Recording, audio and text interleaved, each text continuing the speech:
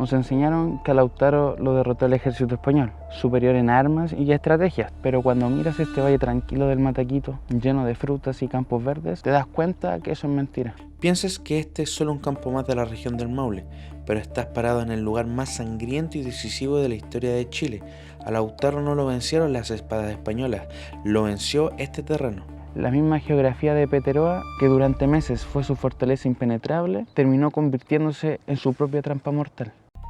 Hoy vine a recorrer este suelo paso a paso, caminando por sus quebradas, pasos de agua y puntos ciegos, para mostrarte lo que los libros olvidados no te cuentan, la lectura táctica del punto exacto donde cambió el destino de un continente en cuestión de minutos. Para entender la caída de un genio militar, primero hay que entender quién era Lautaro. No era simplemente un guerrero más, era el hombre que cambió las reglas del juego. Capturado de joven por Pedro de Valdivia, vivió años entre los españoles aprendiendo lo que nadie en este continente sabía, cómo pensaba el enemigo, cómo usaban las armas de fuego y la caballería, y sobre todo cuáles eran sus límites físicos. Lautaro usó el conocimiento del propio conquistador en su contra, enseñó a su pueblo a perderle el miedo al caballo, diseñó tácticas de oleadas sucesivas para agotar al ejército español y ejecutó al mismísimo Valdivia en Tucapel. Para la corona española, Lautaro no era solo un líder rebelde, era una amenaza real a su dominio en América. Y todo ese intelecto militar lo trajo a este punto, exacto a las orillas del río Mataquito, un lugar que hoy transmite una paz absoluta. Pero que en el siglo XVI era el escudo natural perfecto para su avance hacia Santiago. Lautaro no llegó aquí por casualidad. Él eligió Peteroa porque cumplía 3 reglas claves para la guerra en esa época. Agua constante. El río aseguraba suministros para miles de guerreros. Elevación. Cerros bajos con vistas directas a los accesos principales. Protección trasera. Un laberinto de vegetación y ciénagas que impedían el ataque por las espaldas. Un ejemplo rápido. Piensa en Peteroa como una fortaleza medieval, pero hecha de tierra, espinos y barro. Si intentabas atacar de frente, quedabas expuesto a las flechas antes de tocar la orilla. Si intentabas bordearlo, te hundías en el pantano. Pero si el hombre que derrotó a Pedro de Valdivia eligió un lugar matemáticamente perfecto para la defensa, ¿por qué terminó en una masacre en lugar de una victoria? Hay un detalle en esta geografía que este estratega brillante pasó por alto y lo vamos a comprobar a medida que avancemos. Caminar por este terreno te hace sentir el desgaste real que hubo esa noche. Avanzar hacia Peteroa significa cruzar zanjas, esquivar vegetación densa y pisar un suelo que con la humedad del río se vuelve una trampa pesada. Los españoles no marcharon por el camino principal. Pedro de Villagra sabía que si Lautaro los veía venir, la batalla estaba perdida antes de empezar. Hicieron un movimiento nocturno rodeando la zona.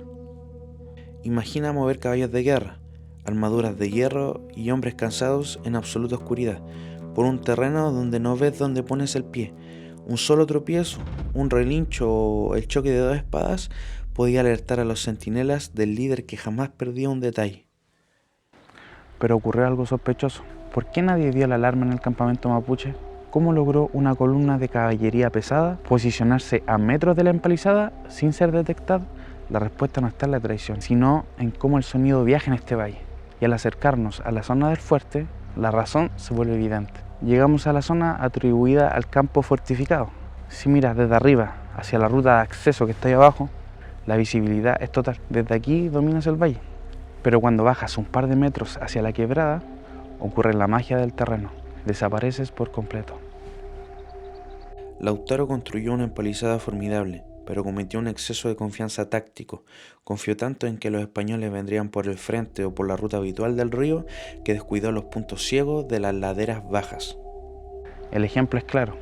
Es como construir una casa con puertas blindadas, rejas de seguridad y cámaras al frente, para dejar la ventana trasera abierta porque asumiste que el muro de la cerca era demasiado alto para escalar. Villagra no descubrió una falla en la mente de Lautaro. Descubrió la sombra que la propia montaña proyectaba sobre el fuerte, y en esa sombra instaló a sus hombres antes del amanecer. Pero aún falta la pieza más oscura de esta historia. ¿Dónde estaba Lautaro cuando sonó el primer disparo? Madrugada del 29 de abril de 1557. El sol aún no asoma en el Mataquito. La bruma del río cubre el suelo, reduciendo la visibilidad a solo un par de metros. El ataque no fue una batalla abierta de horas, fue una incursión relámpago coordinada en 3 tiempos. Factor sorpresa. La caballería rompe la línea débil de la empalizada desde el punto ciego. El colapso interno. En lugar de poder organizarse, las fuerzas dentro del fuerte quedan atrapadas y entre sus propias defensas y la pendiente del cerro. El objetivo directo. La lanza española busca directamente la tienda del líder. Lautaro sale a enfrentar el ataque sin tiempo para vestir su armadura ni coordinar a sus capitanes. En cuestión de minutos, la mente militar más temida por la corona española caía en su propio recinto. No fue la superioridad del acero frente a la madera, fue que la trinchera que diseñaste para acorralar al enemigo se convirtió en el muro que te impidía escapar. Al principio te dije que este solo era un campo tranquilo del Maule y que la historia nos hizo creer que la tecnología española destruyó al gran estratega mapuche. Hoy, después de pisar este barro, cruzar pasos de agua y medir con tus propios ojos los puntos ciegos de Peteroa, sabes la verdad. A Lautaro no lo superó una mente militar superior, lo traicionó la fe ciega en un terreno que creía dominar. Este Valle del Mataquito no guarda las ruinas de una derrota ordinaria, guarda la prueba exacta de cómo un error geográfico puede cambiar la historia de todo un continente para siempre.